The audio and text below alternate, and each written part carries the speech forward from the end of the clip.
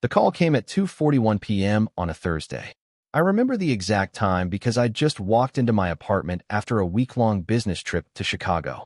My phone buzzed, and I answered, expecting maybe my assistant or a delivery. Instead, it was Officer Ramirez from the local precinct. "Mr. Hunter? This is the NYPD.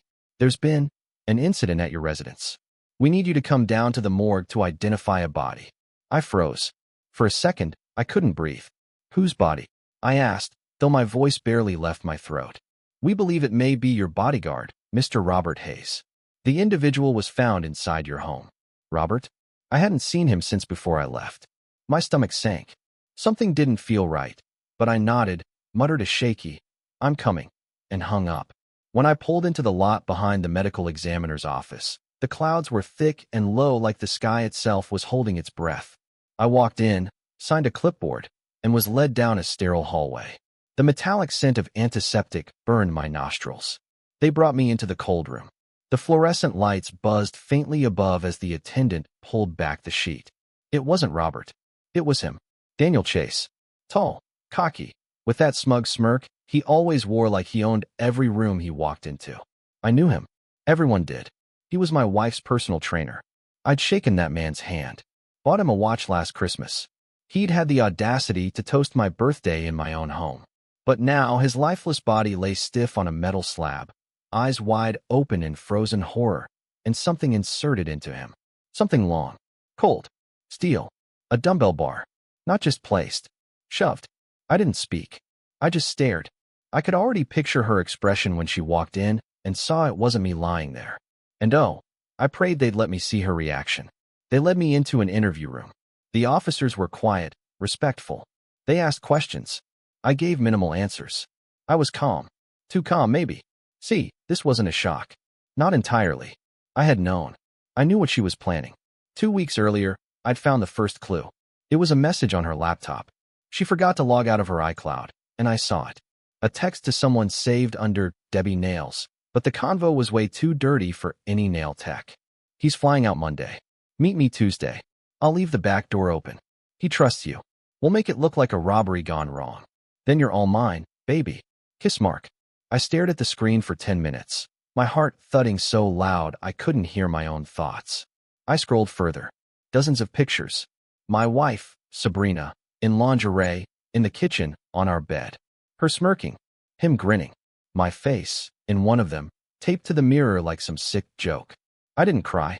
I didn't yell.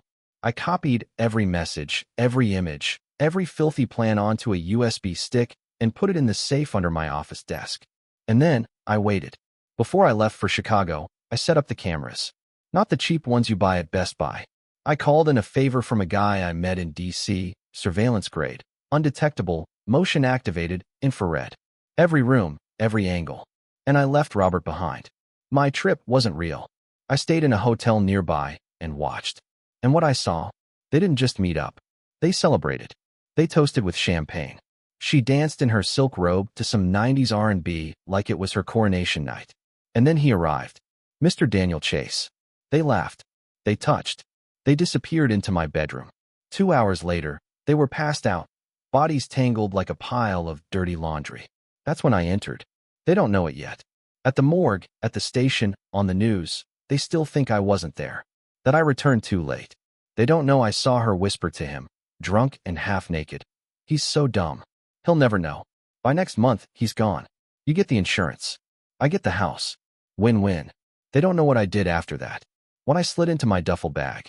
What I whispered into Daniel's ear before he took his last breath. What message I left scrawled on the bathroom mirror with Sabrina's favorite lipstick. But she would. Very soon. Because when she walks in to ID my body, thinking she's finally free, she'll see him. And that will be the beginning of my revenge. She walked into the morgue like she was stepping onto a red carpet. Hair curled. Designer sunglasses. No tears. No panic. Just a carefully rehearsed look of grief. I watched through the one-way glass. She had no idea I was alive. No idea that I was standing just 10 feet away, arms crossed, watching the performance of her life. "Ma'am," the officer said gently, "we need you to confirm the identity." Sabrina slowly took off her sunglasses, paused dramatically, and looked at the sheet being pulled back. Her reaction? Priceless. First, confusion. Then disbelief. Then, panic. Her eyes darted to the cop. Wait, that's not him. Are you saying this is not your husband, Mrs. Hunter? She stared in silence, her voice caught in her throat. No, she finally said. That's my personal trainer, Daniel Chase. A slow, small nod. The officer glanced at his clipboard, pretending to write something, but I could see the smirk he was holding back. He knew. We all knew. The moment was golden. And then came the best part. Mrs. Hunter, the detective said, folding his arms. We have a few more questions about how Mr. Chase ended up dead in your home. Perhaps you can explain why your husband's life insurance policy was recently changed, naming you as the sole beneficiary for a payout of $2.5 million. Sabrina's face turned from pale to white. Her lips trembled. She opened her mouth to speak, but nothing came out. They escorted her into an interrogation room, and that's when I stepped out from behind the glass. Her eyes met mine as I walked past the hallway window. For a split second, she thought she was seeing a ghost. But I smiled. Just a little. Enough to send a chill down her spine. Let me take you back for a second. Before the cops. Before the body. The night I entered the house, she and Daniel were already asleep. Half a bottle of champagne spilled on the white rug. Their clothes, my wife's red dress, his jeans, scattered like broken promises on the floor. I could have killed them both right there. But I wasn't going to give her the satisfaction of a messy ending. No, I wanted her to suffer, to feel every ounce of betrayal I had felt for the last 6 months. So I waited, in the shadows, watched, thought, and then Daniel woke up. He stumbled into the kitchen, half naked, still drunk. He didn't see me at first. I grabbed a kitchen knife, just in case, but I didn't need it. I just said one word. Boo. He turned. His face dropped. Jason, what the... But he didn't get to finish. I slammed the drawer shut. Sit down, I ordered. Or I swear to God, you'll leave this world with a knife in your spine and your pants around your ankles. He sat, and I laid it all out. Every message, every photo, every plan they'd cooked up like a twisted soap opera. I know everything, Daniel. The fake robbery, the insurance, her little dream vacation once I was gone. You thought you were clever. He didn't speak, just stared, sweating. I opened my bag, took out the dumbbell rod, set it on the table. You want to play games in my house, with my wife in my bed? His hands trembled. Listen, man, it was her idea. Doesn't matter, I said. You still played along. Now play your final role. His scream never made it out of the house. The cameras got it all. And the lipstick message I left? Just 3 words. I was here. Because I wanted her to know. This wasn't just karma. This was me. She sat across from Detective Morales, fidgeting with her bracelet like that was going to save her. Her perfectly painted nails tapped against the metal table in a rhythm that screamed guilt. I watched from the other side of the glass again, arms folded, breathing slow. She looked like she was about to puke, but still tried to keep that fake innocence on her face. Classic Sabrina, lying until the last breath. So let me get this straight, Morales said, calm but direct. Your husband was supposed to be out of town, and your lover ends up murdered in your house. On your bed, no less. And you just happened to be at a spa across town when it happened. Sabrina smirked. Coincidences happen, detective. Morales leaned forward. You're wearing the same perfume he was smothered with. That wiped the smile off her face. Then he dropped the bomb. We have footage, Sabrina. Dozens of hours. Inside the house. Motion activated. High resolution. Want to know the best part? She didn't answer. Morales clicked a remote. A flat screen came to life behind him. And there she was, on camera, 2 nights before Daniel's death, straddling him on my couch, whispering, by next week, he's gone. And we'll be rich, baby. Her mouth opened, then closed like a fish yanked out of water. No words, just panic. She turned red, then pale, then green. Care to explain that? Morales asked. I was drunk, she whispered. I didn't mean it. We were role-playing. Oh, role-playing? Planning your husband's murder is just a little spicy fantasy. She was cracking. Hard. I didn't do anything, she snapped, slamming her hands on the table. He's alive, isn't he? Bingo. Morales raised an eyebrow. Excuse me. I assumed he made it out of town safely. I meant if something had happened, I would've. He interrupted. But nobody said Jason was dead, Mrs. Hunter. Silence. Her mouth opened again. Nothing came out. You knew he wasn't the one on that table. She looked around like she was trying to find the exit signs with her eyes. I want a lawyer. Morales smiled. I think that's a good idea. That same day, I watched her get dragged out of the room in cuffs. Still fighting. Still playing the victim. I'm innocent, she screamed. Jason set me up? That psycho framed me. I didn't kill Daniel. Technically, she didn't. But she was just as guilty. Guilty of planning it. Of celebrating the idea of me being gone. Of turning our marriage into a business transaction with a payout. Back in the squad room, Morales turned to me and said, she's gonna fry. Maybe not for murder, but conspiracy, attempted insurance fraud, obstruction. She's done. I didn't answer. Just nodded slowly, still numb. The weight of everything wasn't just hitting her. It was crushing me too. And I hadn't even started grieving yet. Not for a death, but for a decade of love that turned out to be a damn lie. I stepped outside into the cold air, finally letting myself feel something. And it came like a flood. All the nights I'd worked late to build a future for us. All the sacrifices. The anniversaries. The times I ignored the way she'd pull away when I tried to hold her hand. The way she'd flinch when I said, I love you. I thought I was crazy. Turns out I was just married to a lunatic. That night, I went back home. Alone. Our house looked different now. Like a crime scene and a memory had collided. The champagne bottle was still there. Her heels under the coffee table. The bedroom smelled like lavender and betrayal. I sat on the edge of the bed where she'd betrayed me with another man. And I didn't cry. I laughed. A dry, broken, bitter laugh that echoed through the silence. Because she thought she'd buried me. But I'd been one step ahead. By the time her lawyer arrived, it was already too late. The footage, the texts, the insurance changes, the lipstick-written message on the mirror, the timeline, the motive. It was all wrapped in a perfect little box, tied with a ribbon of her own stupidity. But the part that twisted the knife deeper? She still thought she could talk her way out of it. That evening, I got a call from her lawyer. Said Sabrina wanted to speak to me directly, off the record. Claimed she was confused, manipulated, scared. She wanted to clear the air, woman to man. I almost declined. But something inside me, it wasn't love, and it definitely wasn't curiosity, said go. Maybe it was closure. Maybe it was the urge to watch her squirm in real time. So I showed up. She was in holding, still wearing her designer coat. Hair a mess now, mascara dried at the corners of her eyes. She looked me dead in the eyes as I sat across from her behind the glass wall. Picked up the phone. I did too. And the first thing she said? You don't understand what he meant to me. Not, I'm sorry. Not, I made a mistake. Not, I never meant to hurt you. Just that. I stared at her, letting the silence choke her. He listened. She continued, her voice brittle. You were always working, always distracted. Daniel made me feel seen. He made me feel wanted. And what? I finally said, my tone like ice. That gave you the right to plan my funeral? She didn't flinch. It wasn't supposed to happen like that. We were just going to scare you. Shake you up. Force you to leave. You changed my insurance policy. That's not scaring me. That's signing my death warrant. Her mouth twisted. He was the one who wanted the money. Not me. He pressured me. Threatened to tell you everything if I didn't go along. You could have walked away, Sabrina. You could have filed for divorce. Instead, you chose murder. Now she looked like she was actually feeling something. Her lips trembled. Her eyes watered, not with guilt, but with fear. Real fear. Jason, she whispered, they're going to ruin my life. I leaned in closer, our eyes locked through the thick glass.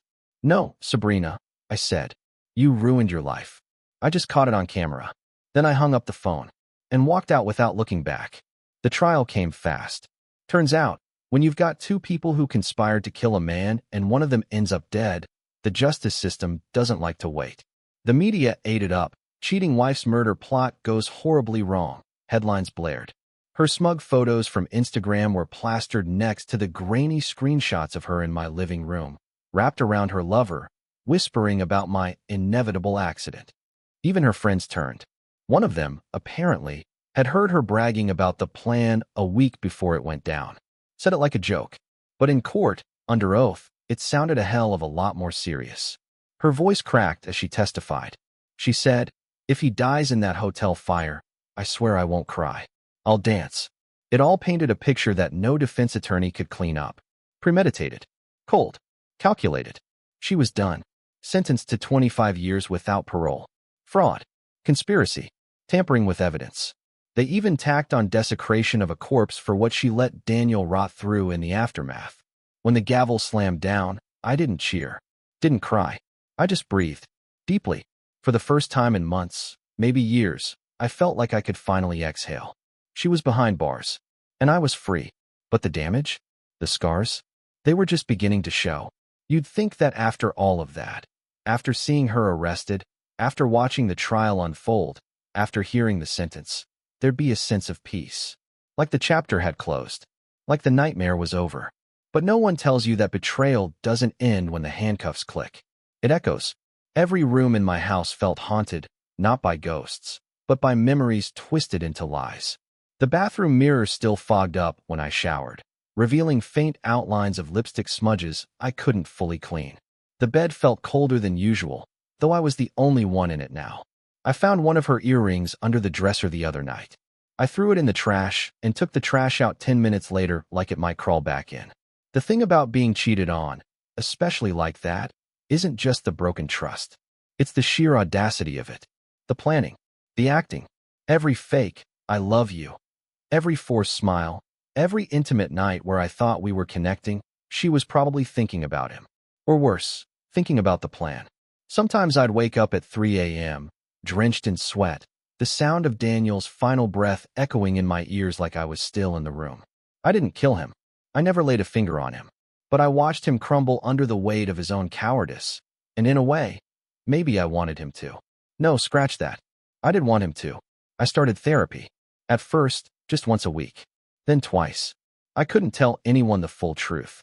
Not about the cameras. Not about the message. Not about what I whispered to Daniel when he begged me to let him leave. Leave? You already did that when you stepped into my bed with my wife. I didn't kill him. But I didn't stop what happened either. The therapist asked me if I still had feelings for her. What a joke. I didn't love Sabrina anymore. I didn't even hate her. What I felt for her didn't have a name. It was deeper than hate. It was like someone had injected poison into the roots of every memory we ever made, and now the entire tree was rotten. But still, I kept remembering things I didn't want to.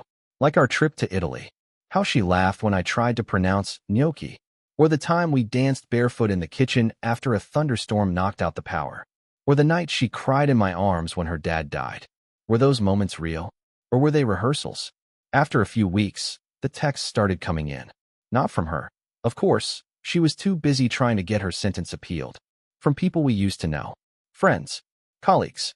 People who said things like, I never liked her, man. Or, if you ever need anything, I'm here. Funny how they all kept quiet while she paraded around like a queen.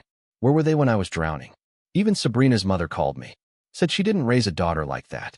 Said she was ashamed. That if she could, she'd swap places with me just to erase the pain. I told her thank you. I didn't mean it. Because deep down, I knew her mom knew something. Maybe not the whole murder plot. But the cheating? The manipulation? Sabrina didn't become that vile on her own. That kind of rot starts somewhere. There was one moment that broke me completely. I found an old voicemail. It was dated 5 months before I found the texts. Sabrina's voice was cheerful, playful.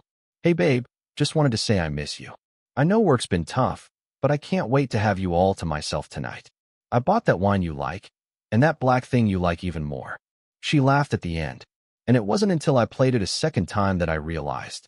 That voicemail was left the same day Daniel texted her. Can't wait to taste you again tonight. Hope he's working late. I had been the setup, the excuse, the cover, and she had laughed about it. That laugh, it haunted me more than the murder. 2 months after the trial, I started cleaning out the attic. Not because I wanted to, but because every corner of the house was screaming her name, and I needed to suffocate it. The attic had become the final place untouched, full of wedding boxes, vacation souvenirs, and the photos I never had the heart to take down. I opened a dusty bin labeled Honeymoon Maui. Inside were seashell necklaces, her bikini top, a black one, ironically, and a folded note tucked between 2 brochures. It wasn't addressed to me. It was folded 3 times, with Daniel's name scribbled in her handwriting. You make me feel alive in ways Jason never could. Sometimes I pretend I'm sick just to stay home and imagine you. Don't worry, he has no clue. He's so gullible, it's cute. I'm falling, and I'm not stopping. Let's make a real plan. My hands clenched so hard the paper crumpled into a ball. I couldn't breathe. Not because of the betrayal. I already knew that. But because this was months before I ever saw the first text. She'd been cheating for over a year. Maybe 2. How long had I been living with a stranger? And how the hell did I not notice? That night, I didn't sleep. I sat in the living room, lights off, whiskey in hand, staring at the wedding portrait above the fireplace. Her smile was fake. I could see it now. Like she knew something I didn't. Like the whole marriage was her idea of a twisted joke. I picked up the remote and played the camera footage again. I knew it by heart, but I kept watching it. Over and over. Her voice. Her laugh. Her promises to Daniel that I'd be gone soon. And then the moment that haunted me most. The night she looked right into the camera she didn't know was there and said, "He deserves this." That line, it didn't just hurt. It rewrote history. It took every fight we ever had, every misunderstanding, every silence, and turned it into something sinister. I tried to date again. Just once. A friend set me up with someone named Claire. She was sweet, funny, sharp. We met at a bar, shared a few drinks, talked about dogs and food and weird childhood injuries. But then she touched my hand. Just a gentle brush. Something normal. Casual. And my chest tightened. I saw Sabrina's face. Heard her moan Daniel's name. Felt the gut punch all over again. I excused myself. Went to the bathroom. Splashed cold water on my face until it felt like I was drowning. When I came back, I told Claire I had an emergency and left. She texted the next day. I never responded. Therapy wasn't helping anymore. Talking didn't erase the images.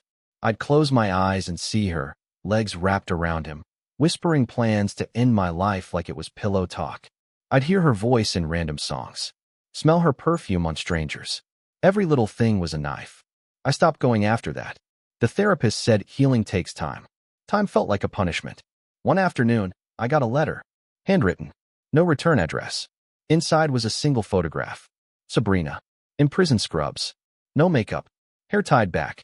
Sitting on a bench, handcuffed, looking directly at the camera like she was still in control. On the back, in perfect cursive. "You'll never forget me." That's the real prison, isn't it? I burned the photo. And then I burned the wedding album. The dress. The cards. Everything. But her voice still echoed in my mind. "You'll never forget me." And the worst part? She was right. Burning everything helped. For about an hour. The fire pit in the backyard roared like it understood. One by one, I dropped the memories into it. The anniversary card she gave me last year that said, "Forever yours." The champagne cork from our engagement. The note she slipped into my coat pocket before my first big business meeting. "You've already won, my love." All lies. The album was last. Our wedding photos. Her fake smile. My real one. The moment that hurt most wasn't burning her. It was burning the version of me that believed in her. That hopeful, blind, loyal fool. That man who thought fidelity came naturally. That man who thought she'd never do that to me. He died long before Daniel did. A week later, I got a call from Detective Morales. "I thought you'd want to know," he said. "She's trying to cut a deal." Of course she was. "She's flipping on someone higher," he added. That stopped me. "Higher?" I asked. "What? Like a third person involved?" Morales sighed. "Looks like your wife's plot wasn't entirely hers. The paperwork on the insurance was pushed through with help from a broker at the agency, someone she'd been close with." I nearly dropped the phone. Close with how? Morales hesitated. Same kind of close she had with Daniel. I clenched my teeth. "Name? Elliot Grant. Ring a bell." It did. He sold us the policy. Attended our housewarming. I'd grilled steaks with him on the patio. His kid played with our dog. I didn't say anything. Morales continued. "She's claiming he helped alter the beneficiary information and expedited the processing in case anything happened to you.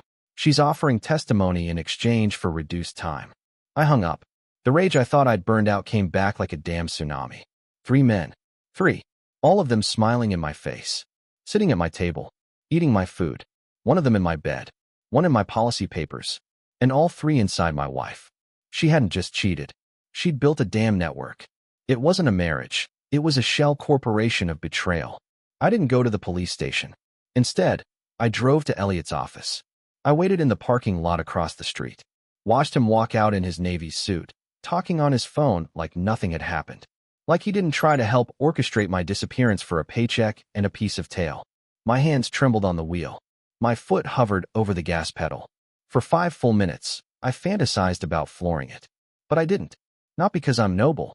Because I knew revenge already belonged to the slow hand of truth. And watching people like them fall apart slowly, that's better than blood.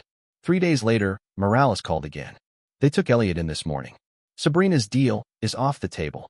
She broke terms by hiding other relationships connected to the plot. The DA's pissed. I chuckled. She thought she could outsmart the system. She always thinks that, he replied. She's asking to talk to you again. No. You sure? Yeah. Let her rot. That night, I finally slept 8 full hours. No nightmares. No sweating. I woke up just after sunrise, went outside, and stood barefoot on the dewy grass. The house was silent. But this time, it felt like peace, not loneliness.